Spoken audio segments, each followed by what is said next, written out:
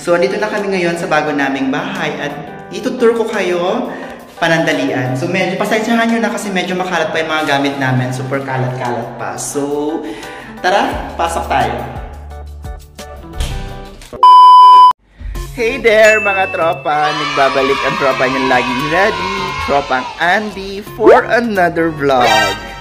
For today's video, it will be something different because today is my rest day and today we are advised to pack our things because finally we are moving out to a new house. Yes, tama ang narinig nyo. Lilipat na kami. I feel somehow sad yet I'm feeling excited too because you know this house has been my place for almost 5 years in Qatar since I started working here in Qatar. And now, finally, lilipat na kami sa bagong bahay. So, medyo nakakalungkot na nakaka-excite kasi I've had so many memories here already. My good memories, my bad memories. Pero, let's see it the positive way as a good start para sa atin. Yes, so, samahan nyo kami. Samahan nyo ako as I pack my things. So, actually, kagigising ko pa lang. So, rest day ko. So, it's my turn to pack my things na. So, I will show you around sa room namin, mga kaganapan habang kami ay nag-aayos ng gamit. But before that, if you are new to my channel, please don't forget to click that subscribe button below and hit that notification bell for you to be updated on my next uploads, just like this one. So, if you're ready, yalla, help me, let's begin.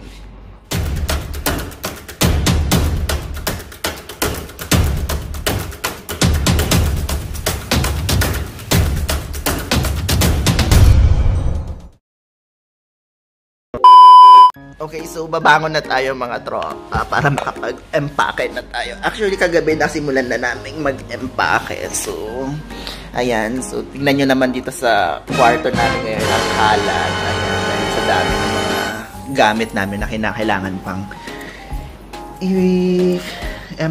Ayan, so, sisimulan ko muna. So, samahan nyo ako mga tropa.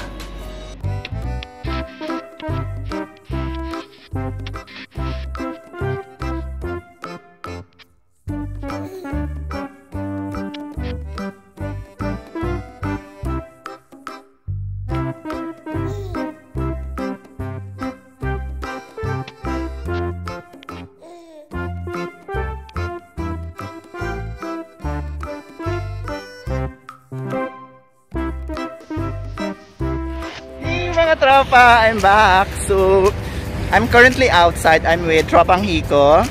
So, I'm currently out of storage box. So, we decided to ask for or buy some box or ask for free box on some of the stores here for school supplies like that na makakahingi kami.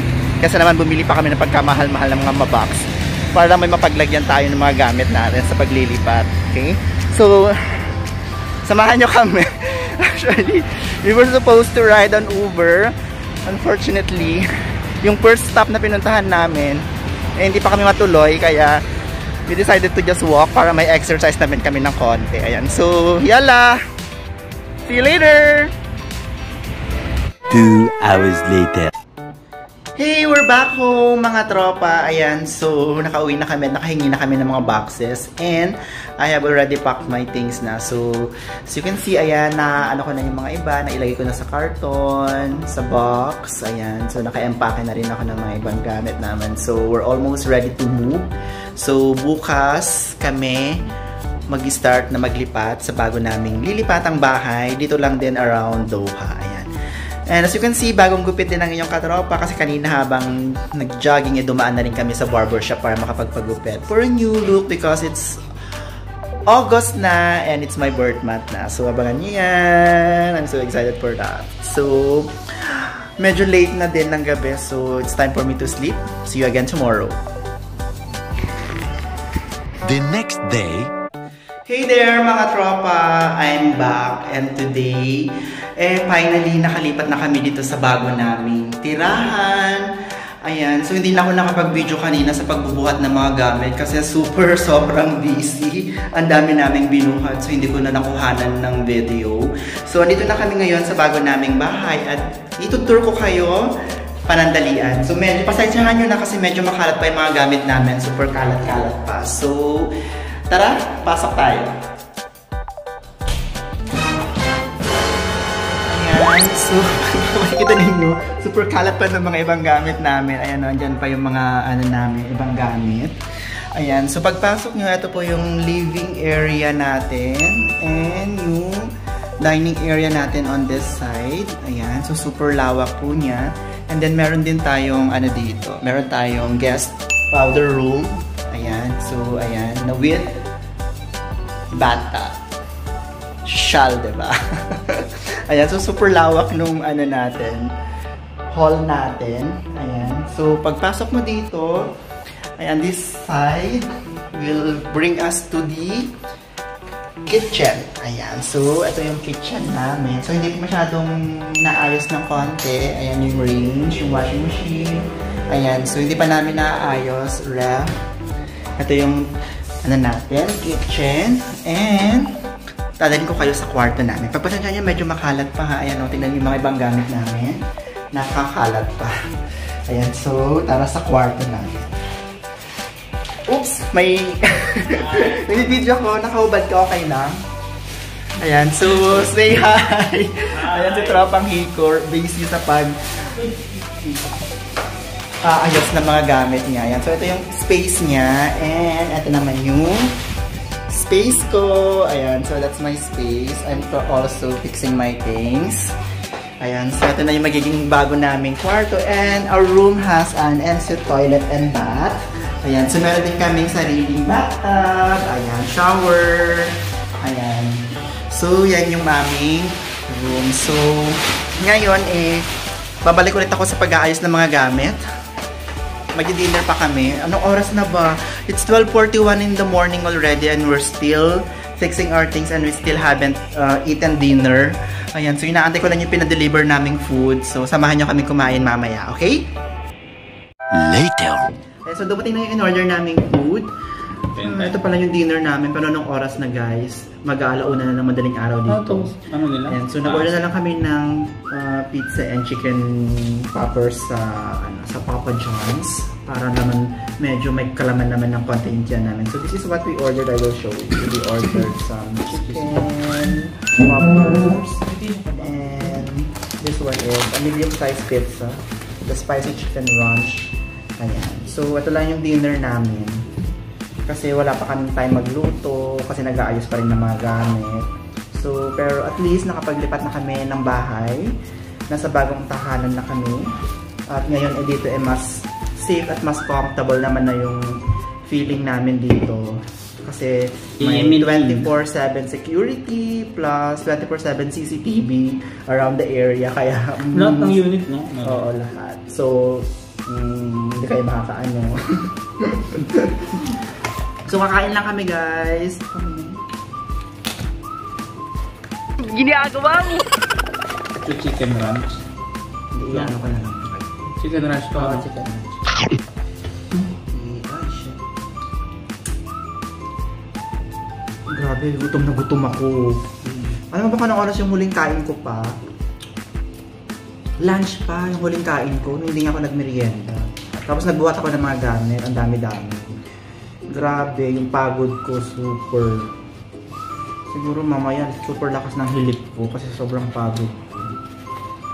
Hindi ko na alam. Anong oras na aga pa? Aga pa ng pasok ko ha. 5:30 pa yung sundo ko. So anong oras na? Alauna. Ilang oras na lang yung tulog ko.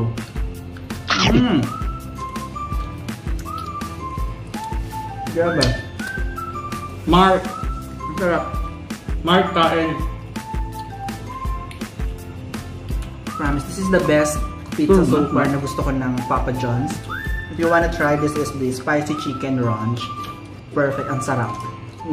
Nag-ano yung anghang, tamis, Tulog natin. asim, alat. Perfect siya, guys.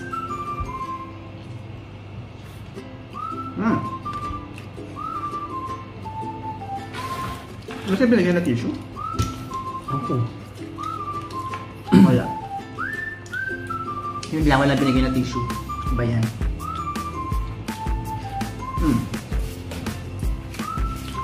Dapat may kanin. Naghahanap ng kanin ng isa. Paano makakapagluto? Eh, wala kang, hindi pa yung mga gamit, hindi pa natatanggal.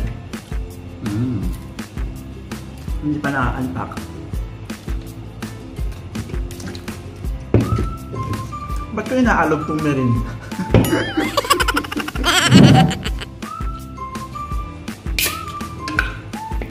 Promise. Alam mo yung tipong parang feeling mo na ano ka, nalipasan ka na ng gutom.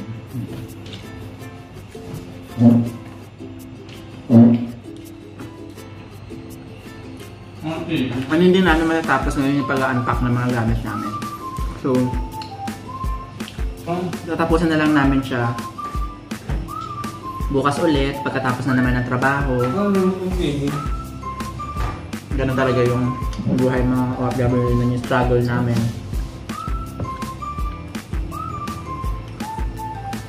Ano ba ang reason bakit kami lumipat pala? Well, kung nagtatanong kayo bakit kami lumipat, Long overdue. it's a long overdue na plan ng company namin na ilipat kami sa mas comfortable na bahay. Kasi yung dati namin tinitirhan dahil sa super tagal na rin, eh may mga... Grabe, 5 years tayo. May mga area na rin siya na kinakailangan ng i-renovate, ayusin, mga sira. So, Diba ang building dito dapat in 20 years? Dapat inaano siya? nire-renovate. Hindi. Ginigiba. Diba? Yung alam ko ganun. Ganun, basta pag hindi na siya pumasa sa inspection ng baladiya, eh. Kapag sinalin for demolition, i-demolish na naman. Perfect. The best. Tara. At abangan niyo pala sa mga susunod na araw, eh, ililipat ko kayo dito sa compound namin kapag day off ko. Mas siguro mag-jogging tayo or mag-walking tayo. Kasi dito, meron ding playground dito. May pool. Oh, may pool. Ayan, yung mga amenities dito. Kaya may gym. So, kompleto. Hindi ko lang alam kung paano namin magagamit yung mga kung may membership ba or kung... Hindi, sabi ni Sarah, free daw yun. So, yun. Ay, maganda. Hindi pa alam kung saan siya makikita pero nadaanan ko kanina yung playground at saka yung pool area. Parang gusto ko tuloy mag-swimming. Na-excite ako. Hindi lang namin alam kung paano pa namin ma-access yung amenities na yan.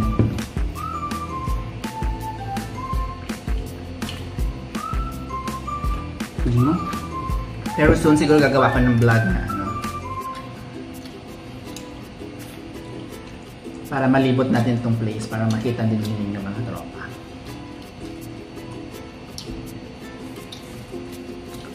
Ay, mga tropa.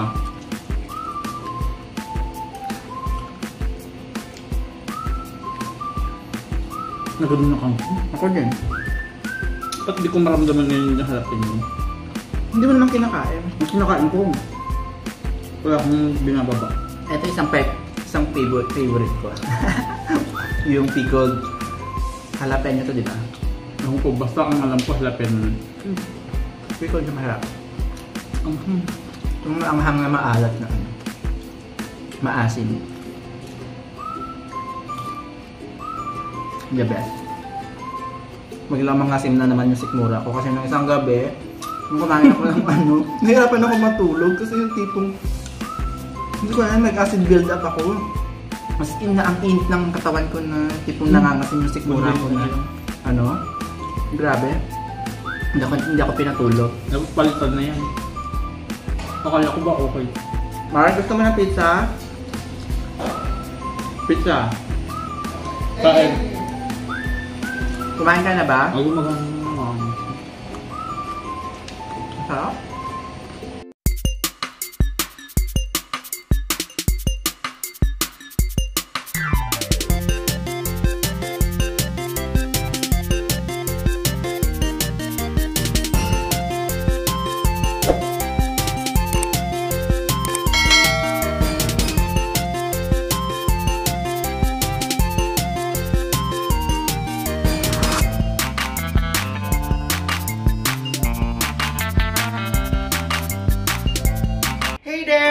tropa! I'm back! Katapos ko palang maligo. Ayan. So, nakapagligpit na ako ng ibang mga gamit ko. Nakapag-unpack na ako. And I just had my shower. So refreshing after a tiring day. My gosh, finally makakapagpahinga na rin ako. Nakahiga na nga ako. Ayan. I'm ready to sleep na because time check natin. It's already 3:10 in the morning. And may pasok po ang tropa ninyo ng 5:30 in the morning. So meron na lang akong 2 hours na natitira para matulog at magpahinga. See, the life of an OFW. Nakakapagod, pero kailangan laban lang! Laban! Ayan. So, siguro dito ko natatapusin ng vlog na ito. If you enjoy watching this video, please do give it a thumbs up. And leave a comment down below for any video suggestions. And please don't forget to click that subscribe button below and hit that notification bell for you to be updated on my next upload. See you again on the next one! Night!